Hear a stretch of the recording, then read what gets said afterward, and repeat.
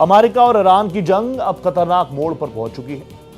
Waste Asia में अमेरिकी सैनिकों की तादाद 50,000 के पार हो गई है और रिपोर्ट से बता रही है कि यह संख्या आम दिनों से करीब 10,000 ज्यादा है।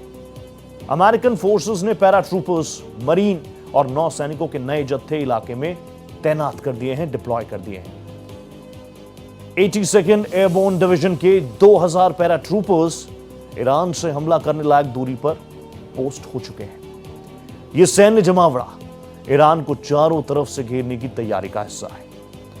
प्रेसिडेंट ट्रंप साफ तौर पर कह चुके हैं कि वो ईरान के तेल को कब्जे में लेना चाहते हैं और इसके लिए वो खार्ग द्वीप पर कब्जा करना चाहते हैं। उन्होंने फिर से अमेरिका की जीत का दावा दोहरा दिया है और कहा है कि ईरान सरेंडर कर देगा तो आगे चलकर वो फिर से मजबूत हो सकता है, लेकिन अगर वो ऐसा नहीं करता तो उसका बच रह पाना मुश्किल ही नहीं, नामुमकिन सा है। डोनाल्ड ट्रंप क्या कुछ बयान दे रहे हैं वो भी मैं आपको बताता हूं, क्योंकि ग्लोबली उनको बयान को लेकर काफी ऊपर नीचे होता है, शेयर मार्केट पर भी असर नजर आता है। तो डोनाल्ड ट्रंप ने ताजा बयान क्या दिया? ताजा बयान में उन्होंने क्लैरिटी देने का प्रयास किया है। वो कह रहे हैं कि ईरान का तेल उनकी पसंदीदा चीज है और वो ईरान के तेल संसाधनों पर कब्जा करना चाहते हैं। ट्रंप ने यह भी कह दिया कि खार्ग द्वीप उनका पसंदीदा लक्ष्य है।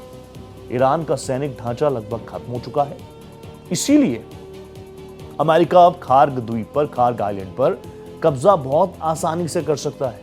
Not a big deal.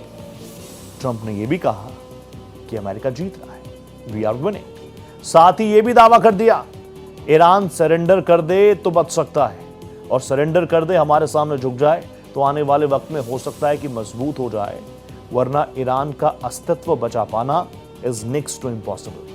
Trump ने हॉर्मुज स्ट्रेट की भी खुलवाने का पक्का इरादा जाहिर किया है और एक बार पहले भी टाइमलाइन दी थी, एक बार फिर से कहा है जल्द से जल्द इसको खोल दिया जाए।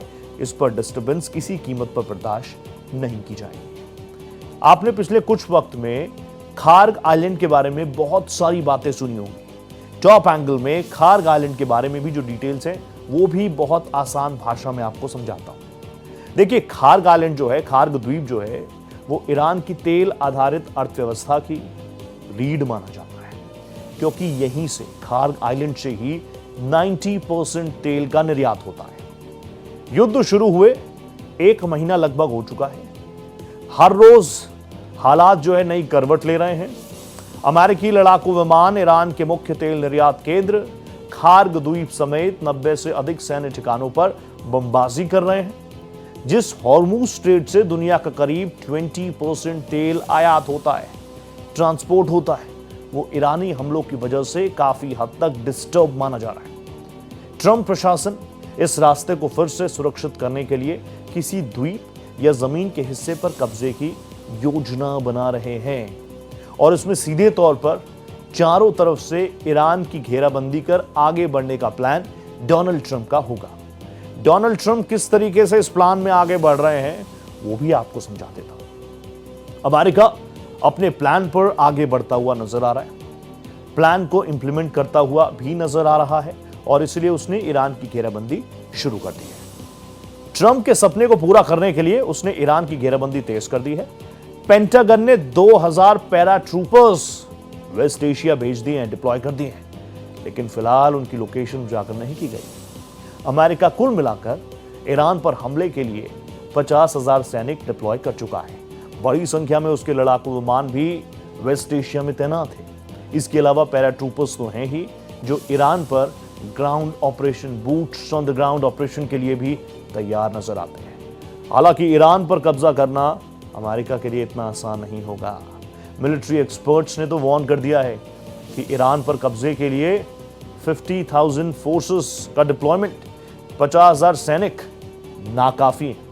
अगर जमीनी लड़ाई शुरू होती है तो यह तय है कि यह लड़ाई और लंबी खिंचेगी। इस बीच यह भी सामने आया कि समझौते के लिए बैक चैनल कोशिश लगातार हो रही है, लेकिन सक्सेस मिलती नजर नहीं आ रही।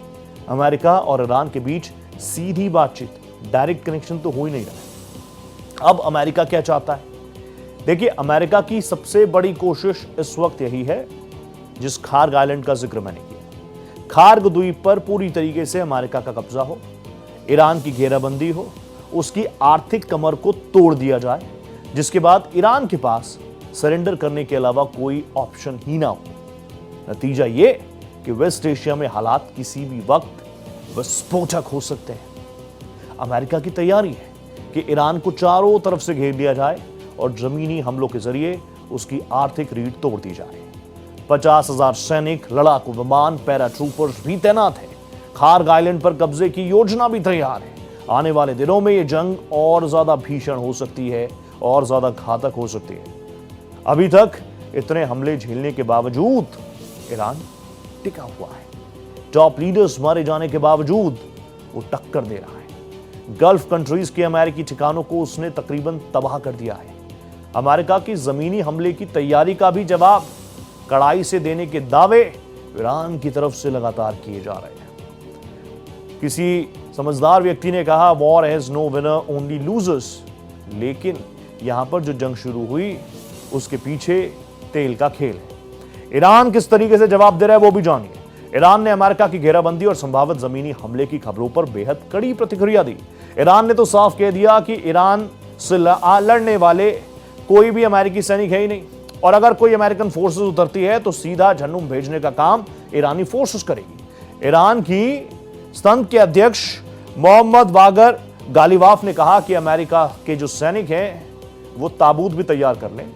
ईरानी सेना इंतजार कर रही है कि कब अमेरिकी सैनिक आएंगे और कब वो उनका वेलकम करेंगे। गालिबाफ ने फिर दोहराया कि अमेरिका जंग हार चुका है, अब धमकी से काम चला रहा है। ईरान का यह भी कहना है कि अमेरिका धोखे की चाल जारी रखे है और एक तरफ वार्ता करना चाहता है, दूसरी तरफ हमलों की तैयारी। गालिबाफ ने साफ कर दिया कि ईरान के सरेंडर करने का कोई सवाल नहीं और देश का अपमान कतई सहन नहीं होगा।